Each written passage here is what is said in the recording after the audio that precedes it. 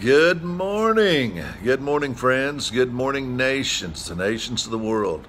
So fantastic that we're all running together with these videos and these truths that God's giving us. I hope that it's enriching your Bible study, and I hope that it's enriching your preaching. I know several people who are listening on that particular way. And obviously, good morning to the house of CCI. Love all you guys. Love all the friends of the house of CCI as well. Let's do this. Let's keep sharing these wonderful thoughts. Talking about the mission of Christ. Now, the mission of Christ is what has Jesus come to accomplish. Now, one of the things, the first thing that Jesus has come to accomplish is to reveal the Father. A good question is, how is he going to do this? So this is the first point in the mission of Christ. The way that Jesus is going to reveal the Father is that he's going to obey the law. Wow. I would have never thought of that, but obviously it becomes very important in the economy of God. So Jesus obeys the law, as we've shared, and now we find ourselves in Matthew 3:15. And here's the question that we asked. If somebody has obeyed the law, is there a consequence? For example, if I would say, do you have the title to the house? And you'd say yes. Well, then what is the consequence? Well, the consequence is, if you have the title to the house, or if you have the documents for the house, then legally you get the house. Or the house is the legal consequence of that legal document. If you have the documents for the car, what else should you have? You should have the car. Now, this becomes incredibly important as we begin to understand what this is doing. See, this is this issue of righteousness. Is there a consequence for being righteous? Yes. Is there a consequence for being righteous?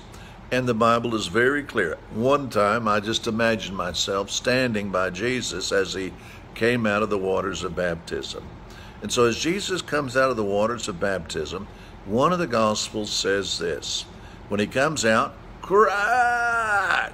What happened? It says the heavens were ripped open, and the heavens descended upon Jesus. What are you telling me?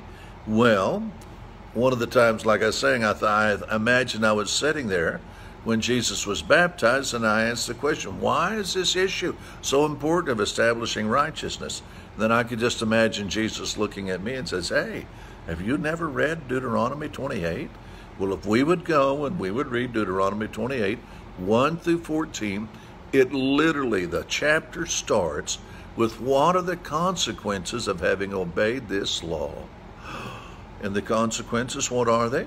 Well, the consequences are, if you have obeyed this law, all that the commandments that the Lord our God has given us, says you will be blessed amongst the nations. Then it says you'll be blessed as you go in and as you go out. In other words, you will be in a blessed lifestyle. It says your food will be blessed. It says your animals will be blessed. It says your dog will have 10 puppies. Well, it didn't say exactly that, but it means that if you have obeyed the law, there is a consequence, and that consequence is blessing upon you and blessing upon the things that are under your covering, under your protection, or under you. And so he goes on, and he says, your animals will be blessed. Your pregnancies will be blessed.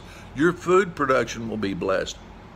He says, your enemies will come from one direction, but because you're so blessed, they will flee from you in 7 directions. I mean, I'm loving this.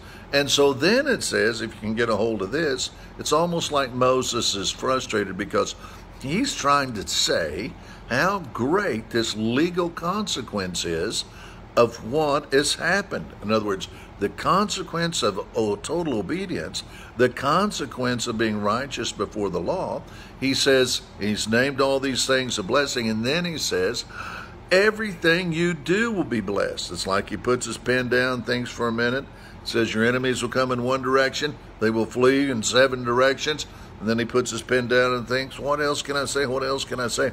And then he says, everything you do will be blessed. Then he says, your barns will be full. And then he goes into this thing that just blows me away. He says, even though you're in a flesh body, Hey, everybody looking at me is in a flesh body. He says, even though you're in a flesh body, he says, if you have obeyed this law, there will be a legal consequence, that there'll be a hole over your head that goes all the way to heaven, goes all the way to God's throne. And even though you're in the earth, I'm in the earth, Jesus is in the earth, Jesus has perfectly obeyed the law. And so even though you're in the earth, you have this open heaven. You have this total access to God's throne. You have access to everything. An open heaven in the earth. That's what I said. The second point, or the reason that Jesus is obeying the law, is that he wants to open up heaven and the earth. We're going to talk about that just a little bit more in our next session.